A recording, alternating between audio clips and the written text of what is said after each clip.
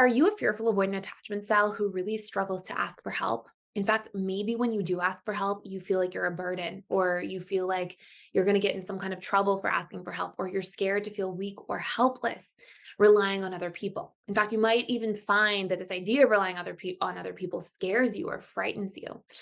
If this sounds like you, there's really deep reasons as to why this is taking place that exists within your subconscious mind. And in this video, we are going to cover the core wounds associated with this and some of the different ideas that we can have conditioned into us about why asking for help is so scary. We're going to talk about how to reprogram these core wounds. And then we're going to talk about three other really important tools that we can leverage in order to make sure we are actively receiving in a healthy way. Because when we don't, the lack of receiving causes resentment in relationships and causes us to feel very isolated, alone, unseen, unheard, or like we don't matter. And it can cause us to then feel like we need to push people away. So stick around to the end, because at the end of this video, we're going to talk about receiving blocks in general and some really powerful techniques we can use to overcome these receiving blocks very quickly and learn to actually actively receive, as well as in the early part of this video, not be so afraid to ask for help.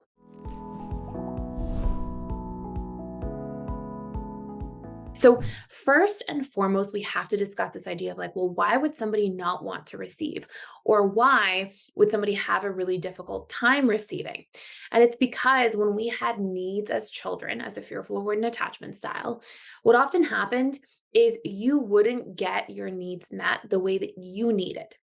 And often your needs, maybe because of chaos you grew up in or some form of chaos, you might have felt like your needs were constantly put on the back burner. Now, what this does is it conditions the subconscious mind of a person, if their needs are not met in childhood, to believe that their needs will not be met by their adult romantic relationships and partners.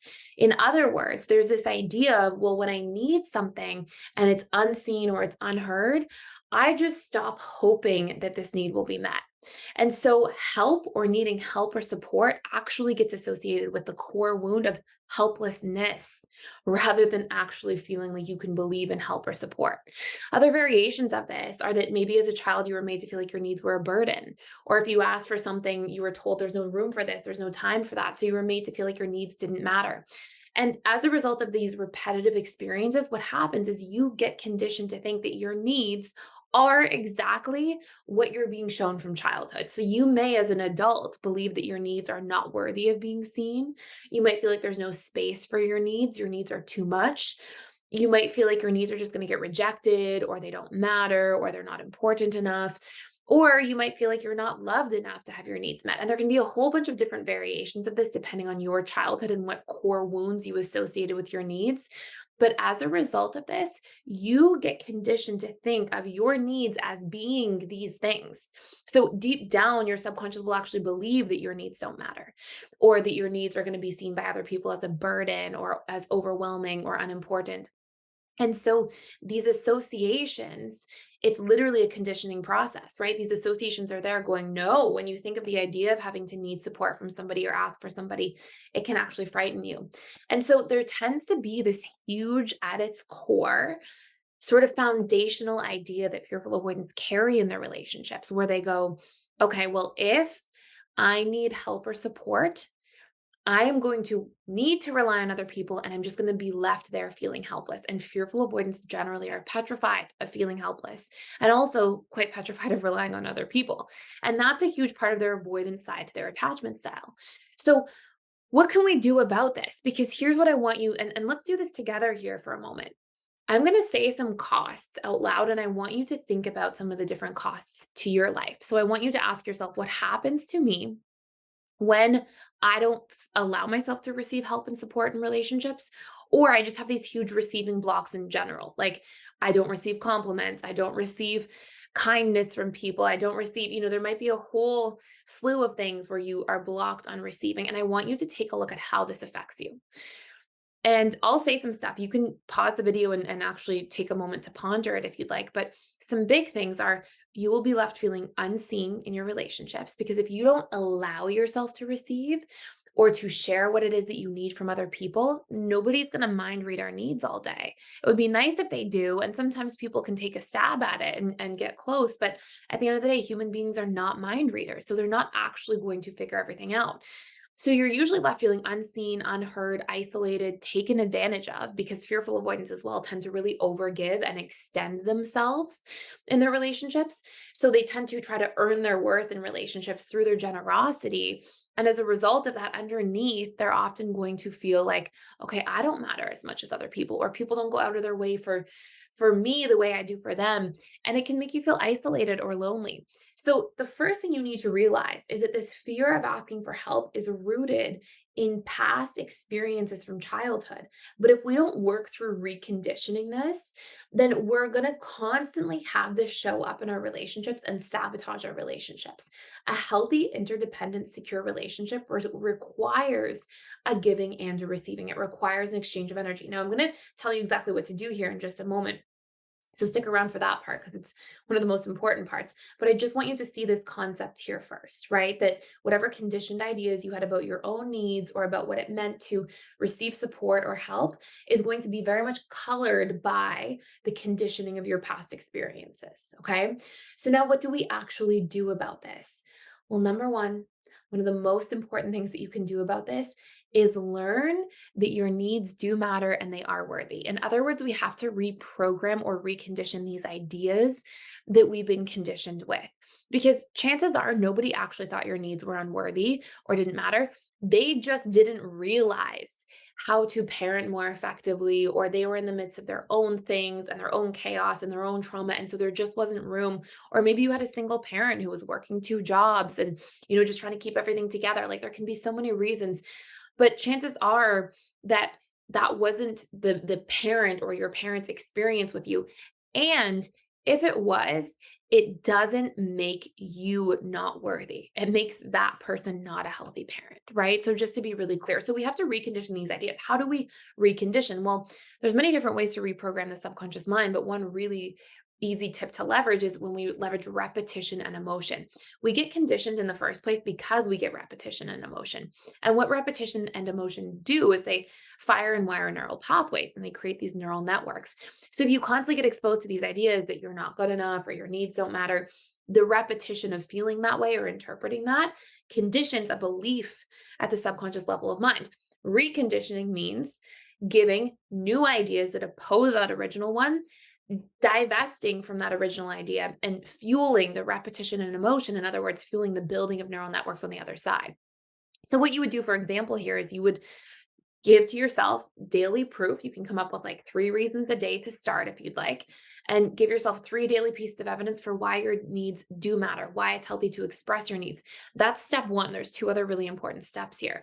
But as you do that over time and you stop investing in this idea that my needs don't matter, or that I'm not worthy of having my needs met, or I'm gonna, I'm a burden if I need help or support, as you stop investing in that and you question that idea and then you feed into something new, you're not going to have this subconscious belief block that stops you from receiving in the first place.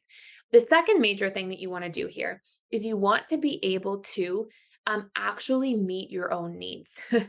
It's funny, but until we learn to heal in the relationship to ourselves, what was done to us from past relationships, it's really hard to allow ourselves to receive effectively. So, in other words, if I don't know how to show up and meet my own needs, I'm not reparenting. So, a huge part of being able to reparent would be, let's say from childhood, that you really needed to be seen, you needed your emotions to be validated. And that's what you need from people around you now. If you don't see your own emotions and validate your own emotions, your subconscious is not going to have a comfort zone around that. And our subconscious mind really works to maintain our comfort zone. In other words, our subconscious mind is going to sabotage if other people do see and validate our emotions, because it's going to go, no, this is not familiar. And what's not familiar is not safe. And so we have to reject it. And so we may want something, but we'll keep sabotaging it at the same time if we don't have programming where we've built our own comfort zone around this. So what you need from other people, what you're looking for from other people, what those things are that you want to ask for help around from other people, we have to pour into the relationship to ourselves first. And it's a huge form of reparenting. It's giving to yourself what your parents couldn't give to you in your childhood. And it's massively healing for the subconscious mind. The next thing we have to do, okay, so after we've reconditioned the belief, we've reparented by giving to ourselves what we couldn't get, we then have to vet properly from other individuals. We have to see people, like, we have to actually see, are people healthy in our lives? Are these the types of people that I want to be asking for my needs from? And we have to test it out a little bit. And we have to take the time to get to know who is actually going to be willing to give in relationships, and make sure that we're doing the work to find those right people that we want to surround ourselves with, so that when you're giving, you're also around other people who are willing to receive what you're giving and recontribute what you're giving, right? Give back. So there's this healthy energetic flow. And this means vetting people, giving, asking for your needs, seeing if they give back, taking the time to get to know people and see if they will give those things when you clearly explain what it is that you're looking for. And number 4, we have to practice actively receiving. One of the biggest things that happens in relationships is people are afraid to actively receive. And so somebody might give you a compliment, you deflect it before you feel anything from it. Somebody does a favor and you're too busy feeling guilty about it than actually taking it in and appreciating it. Part of actively receiving is we have to make new positive emotional associations to what's happening.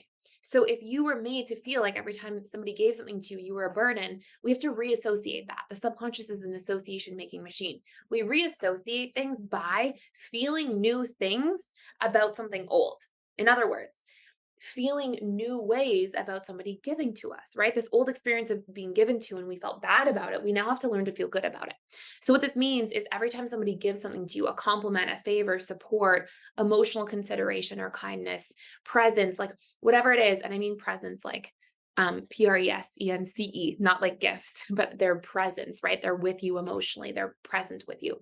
When people give these things, we have to practice taking it in, feeling gratitude, feeling appreciation, allowing ourselves to feel how good it feels to have that from somebody else. And as we practice doing exposure work around that over time, we're actually going to recondition what we feel, think, and believe about receiving and about asking for help, which is going to stop you from sabotaging your relationships and allow you to have a much deeper connection, feel truly seen and heard, and really improve the quality of your relationships over time. And best of all, you won't feel isolated in the world. You won't feel like, oh, you have to give to everybody else, but then no one's there for you. We're going to recondition that whole pattern so you can feel like there are people there to support you the way you are there for others. So I hope this makes sense. If you want to do a much deeper dive into reprogramming the subconscious and really understanding what it means and all the different tools, we have a really short course you can check out for 7 days using the free trial link below. And with that, you can do a deep dive into a course called 21 Ways to Reprogram Your Subconscious Mind. It helps really dive in there. It helps recondition very quickly. And you'll learn all those tools within that 7-day period. So check it out. Use the link down below if you want to go deeper. Thank you so much for watching and for being here. If you're enjoying this channel, please like, share, and subscribe. I'm really grateful that you're here, and I can't wait to see you in future videos.